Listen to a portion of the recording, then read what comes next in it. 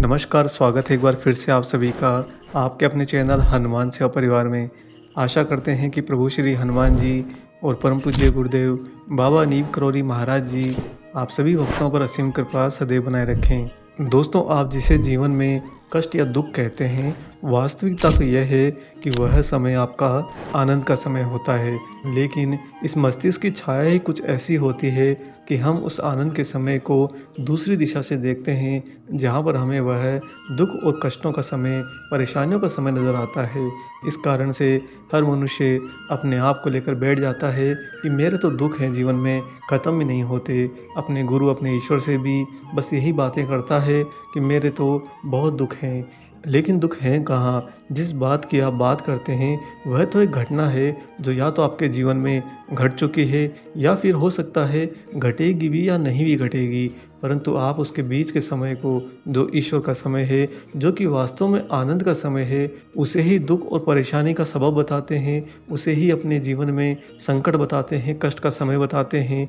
तो फिर ऐसे में हनुमान जी भी क्या करें? हनुमान जी तो आनंद में रहते हैं, मद में रहते हैं, मौज में रहते हैं। हनुमान जी सदैव प्रभु श्री राम का गुणगान इसीलिए तो करते हैं कि राम से बड़ा आनंद न भय, राम से बड़ा तो कोई आनंद है ही नहीं। राम चितानंद है, हमारे चित यानी कि हमारी आत्मा का सर्वोच्च जो आनंद रस है वही तो राम है, और उन्हीं राम के आनंद में हनुमान जी रहते हैं। जहाँ पर हनुमान जी रहते हैं वहाँ पर आनंद है, मंगल है।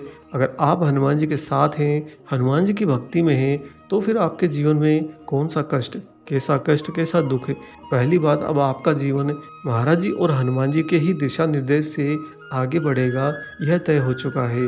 दूसरी बात, जब साथ में आनंद रस वाला स्वयं हो तो उसके साथ रहकर सिर्फ दुख और परेशानी को याद करना, यह कैसी बुद्धिमता। दोस्तों, हम यहाँ पर किसी की भावनाओं को ठेस नहीं पहुँचाना चाहते। भावनाएं आपकी आंतरिक होती हैं, लेकिन हम आपको सत्यता से रूबरू करा रहे हैं। हमारे जीवन में वास्तव में कोई दुख नहीं होता। दुख, कष्ट, ये सब कुछ हमारे ही मन की भ्रांति होती है, जो हमें वास्तव में उस आनंद को जीने से रोकती हैं, उस ईश्वर के आनंद को एहसास करने से बाधक बनती हैं, और हम माया के खेल में ऐसे उलझ जाते हैं कि उसे पहचान ही नहीं पाते।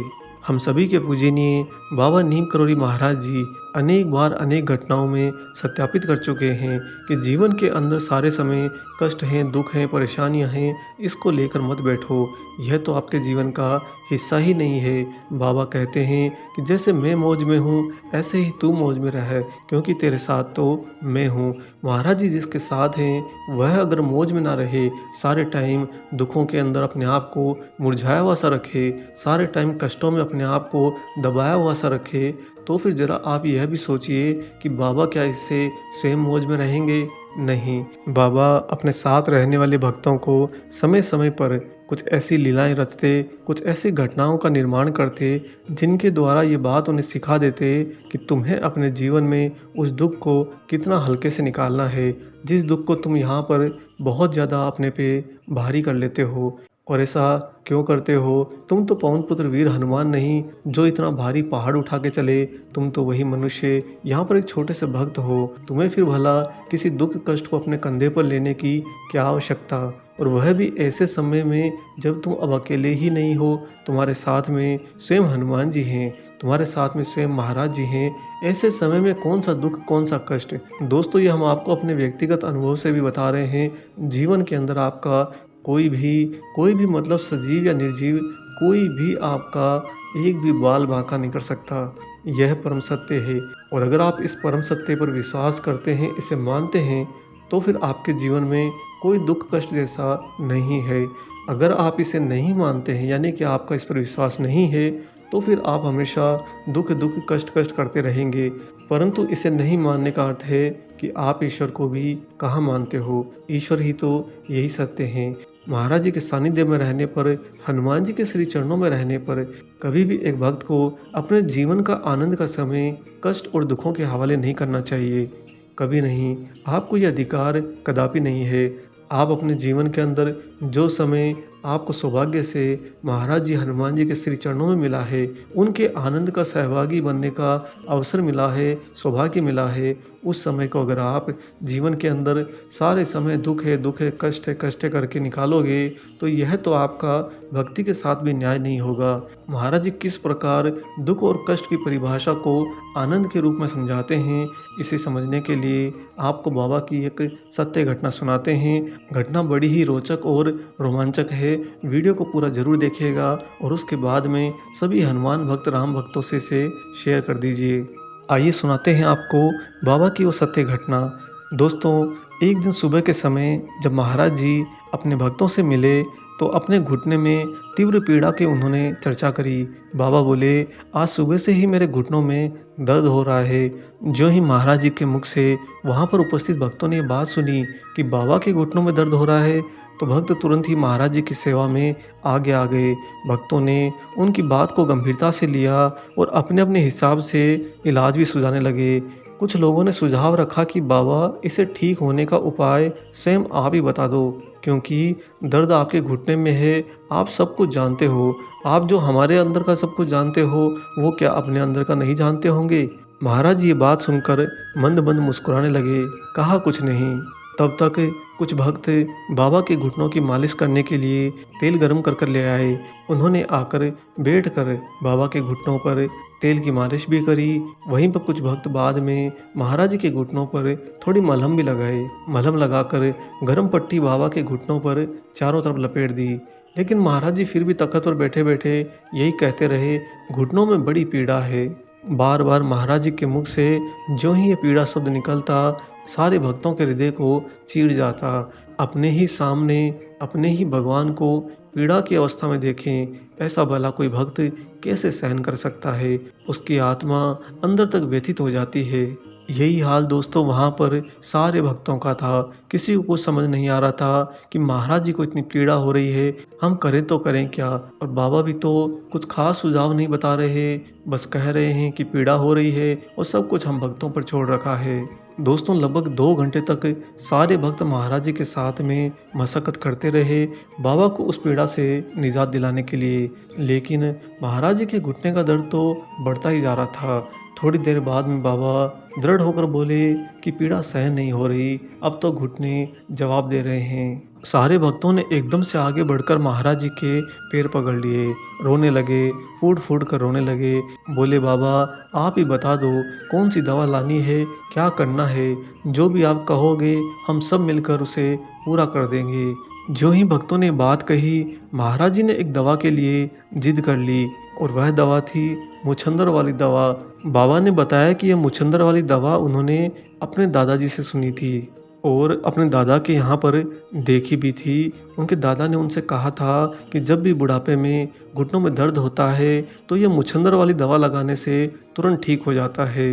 और तब बाबा ने इन लोगों को दवा को समझाने के लिए अपनी मूछें मरोड़ी और एक बार फिर से कहा कि बस यही दवा, मुछंदर वाली दवा ले आओ, क्योंकि बस यही एक इलाज बचा है। दोस्तों, महाराज जी ने अपनी मूछों को ताव देते हुए मुछंदर वाली दवा बोल तो दिया, लेकिन भक्तों को तो कुछ भी समझ में नहीं आया, क्योंकि ऐसे नाम की दवा, मुछंदर वाली दवा किसी ने नहीं सुनी और कोई अनुमान भी नहीं लगा पा रहा था कि आखिर मुछंदर वाली दवा होती कैसी है, क्या होती है।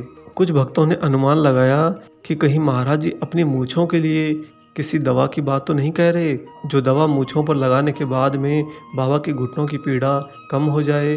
खैर, यह तो बुद्धू के जैसे कयास थे, पर करते भी क्या, भक्त भोले जो ठहरे। भक्तों ने आपस में यह भी चर्चा करी कि इस तरह की कोई दवा, मुछंदर वाली दवा उनके घर पर होने का तो सवाल ही पैदा नहीं होता। फिर ये दवा भला मिलेगी कहाँ पर? तो बाद में एक भक्त आश्रम के लिए कुछ सामान लेने के लिए बाजार चला गया। बाजार जाने से पहले उसे अन्य भक्तों ने कहा था कि अगर तुम्हें कहीं पर मुछंदर वाली दवा मिल जाए तो ज़रूर लेकर आना। दोस्तों, वह भक्त गया तो था आश्रम के लिए राशन का सामान लेने के लिए। जब वह बाजार के अंदर सामान ले रहा था, तभी उसकी नज़र एक दवा की दुकान पर पड़ी। उसने सोचा कि क्यों न इस दवा के दुकान वाले से बाबा की उस दवा के बारे में पूछा जाए, और अगर ये कुछ भी जानता होगा तो कम से कम हमें यह तो बता पाएगा कि वह मुछंदर वाली दवा होती क्या है। ऐसा सोचकर वह भक्त अपने किराने का सामान लेने के बाद में उस सामान को वहीं पर निगरानी में छोड़कर उस दवा की दुकान पर पहुंचा और दवा विक्रेता को बोला कि भाई साहब, आपके पास में मुछंदर वाली दवा है क्या? दुकानदार उसकी बात सुनकर हंसने लगा। बोला कि ये कैसी दवा की बात कह दी तुमने? तब उस भक्त ने उस दुकानदार को बाबा की स्थिति के बारे में बताया और कहा कि महाराज जी के घुटने में बहुत तेज पीड़ा हो रही है। घुटने के दर्द के लिए कोई दवाई हो तो बताओ। अब चूंकि दोस्तों यह भक्त महाराज जी की पीड़ा के बारे में उस दुकानदार को बता चुका था, अतः वह दवा विक्रेता अंदर जाकर कुछ दवाइयाँ तलाशने लगा।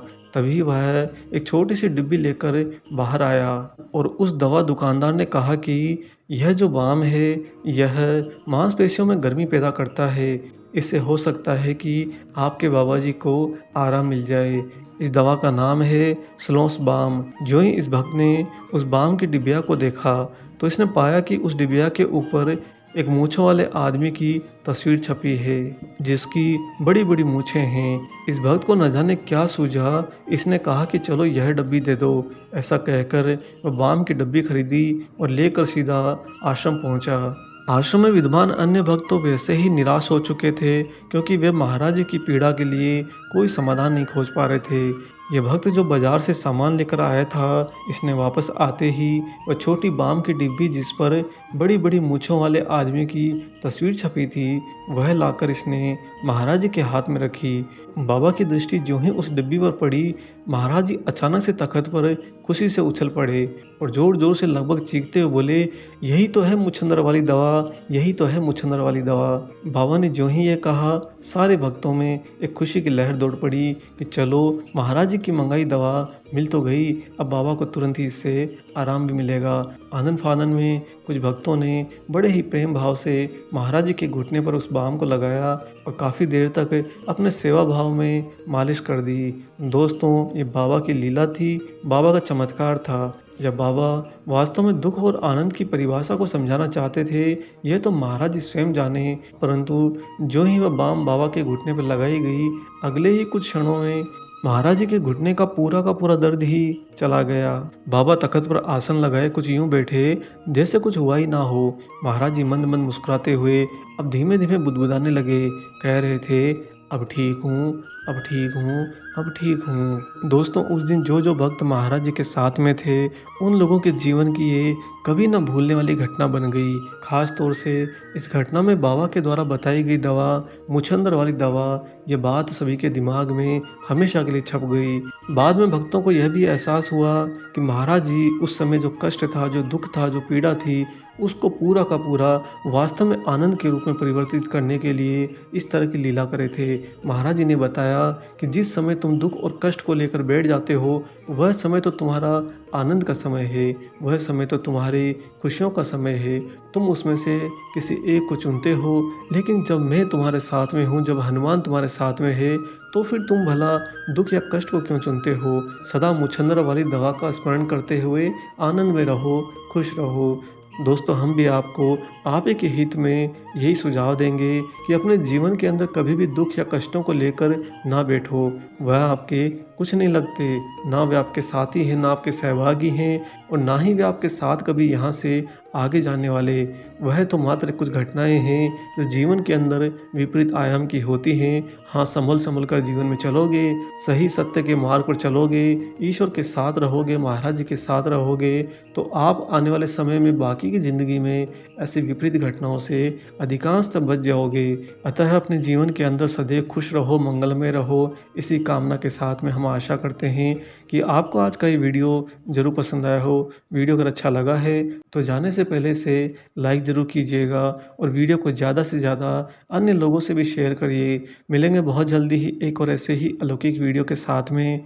तब तक अपना और अपने माता पिता का संपूर्ण ख्याल रखिए और परम प्रभु श्री राम जी का निरंतर गुणगान करते हुए बाबा हनुमान एवं बाबा नीम करोली महाराज जी की निस्वार्थ होकर सेवा करते रहिए। जय सिया राम।